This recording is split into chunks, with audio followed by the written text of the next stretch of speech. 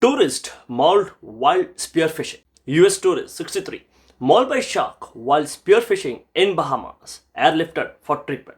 A 63-year-old American tourist was severely injured in a shark attack while spearfishing in the Bahamas, authorities confirmed Sunday. The incident occurred just after 1 p.m.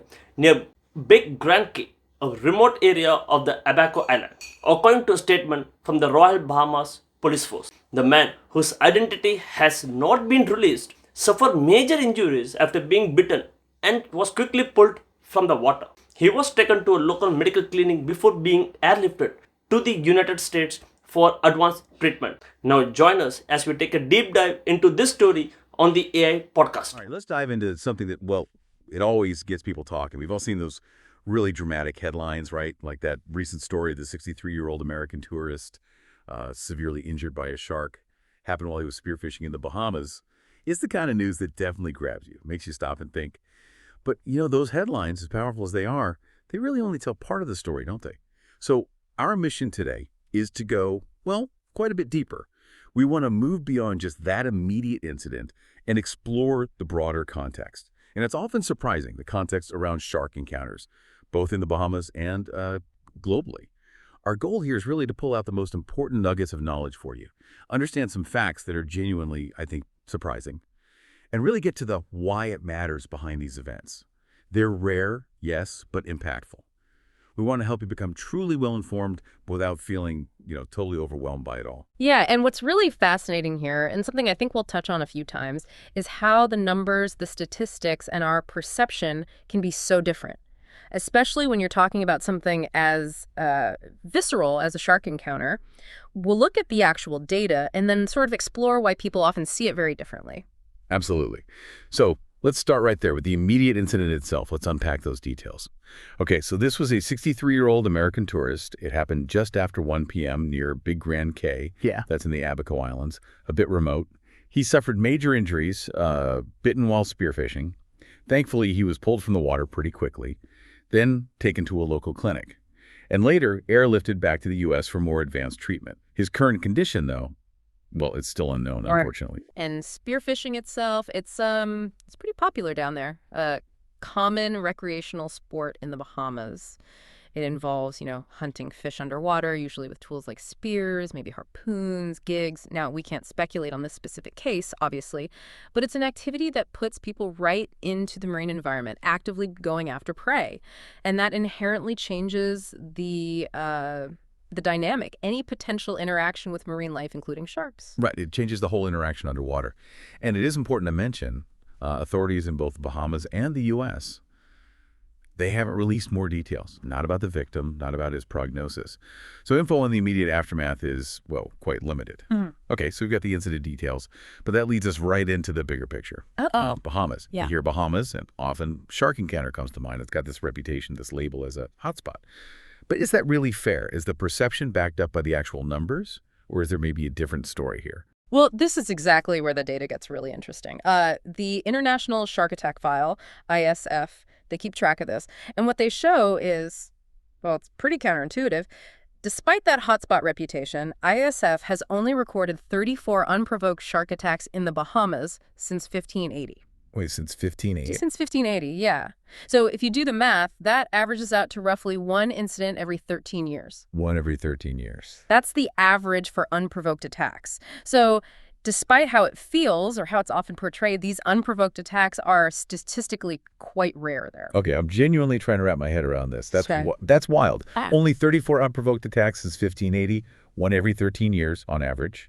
But then we also hear the Bahamas ranks 9th globally for shark encounters overall. How do those two things coexist? It feels contradictory. It does seem like a contradiction, doesn't it? And that really highlights the difference between raw statistics and perception we talked about, that 9th place ranking. It likely comes from a mix of things. High tourism numbers, for one. Lots of people in the water doing water activities.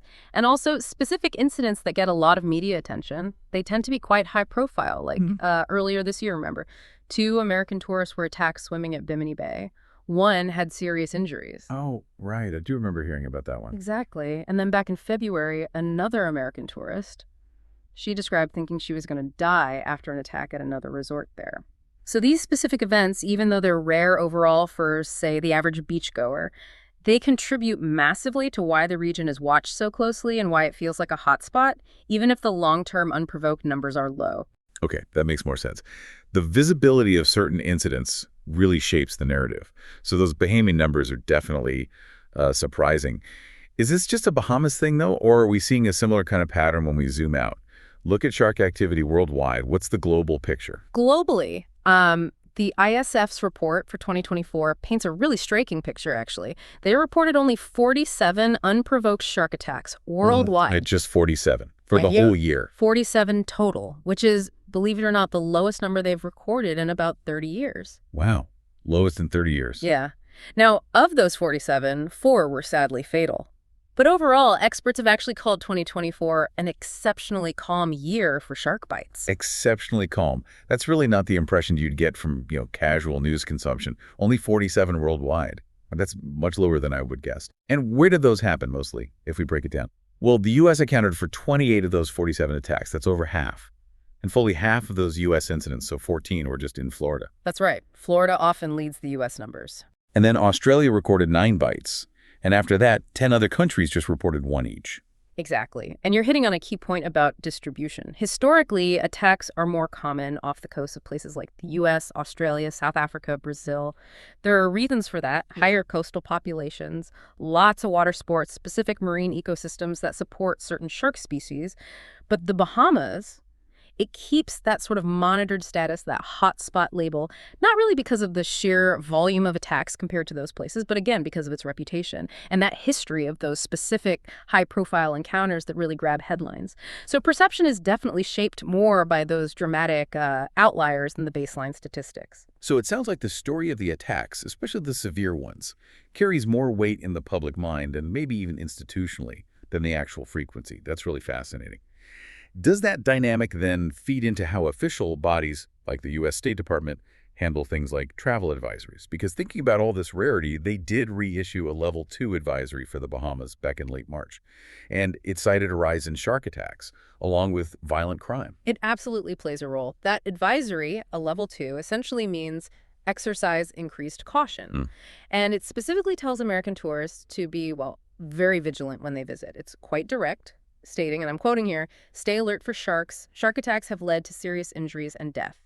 So it's a clear warning. Even acknowledging the statistical rarity, the potential severity is highlighted. Right, a clear warning. And just to give everyone a sense of place, Abaco, where the recent spearfishing incident happened, it's about 200 miles east of Miami, Florida, so geographically quite close to the U.S. And this, I think, raises a really important question, maybe for you listening.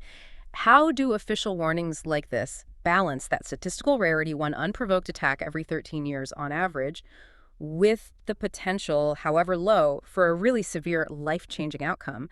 And then how do we as individuals interpret those advisories? How do we factor them into our own travel plans, our own risk assessment? It's a tricky balance, isn't it, between the hard data and that perceived risk? Everyone kind of navigates that differently. Yeah, it really is a personal calculation in the end. So wrapping this up, what's the big takeaway here? We started with that compelling, quite scary incident in the Bahamas. But digging deeper, what we found is this really surprising contrast, wouldn't you say, between the Bahamas' reputation as a major shark hotspot and the actual data showing how rare unprovoked attacks are there. Especially when you put it in the context of a year that experts called exceptionally calm for shark bites globally. I think being truly well-informed here means understanding those nuances, looking past the big headlines to the data in the broader context. Exactly. And maybe a final thought to leave you with is just that. Think about how much weight those highly publicized incidents carry, especially the ones resulting in serious injury or death. How they can really skew public perception, influence media coverage, and even shape official travel advice, even when the overall global trends and historical data paint a much calmer picture. It's worth considering, how information, that powerful reputation, and your own chosen activities like spearfishing, for example, all combine, how they shape your perceived risk, and how much weight you personally give to each factor when you're making decisions. That's a great point to ponder. It really is about weighing those different factors. And we definitely encourage you to keep doing your own deep dives on any topic that grabs your interest. Always try to use reliable sources, look for those surprising facts, dig a little deeper, and gain that true understanding for yourself. One question for you. Do you think tourists are ignoring safety warnings when they enter the water? Don't forget to comment it. Thanks.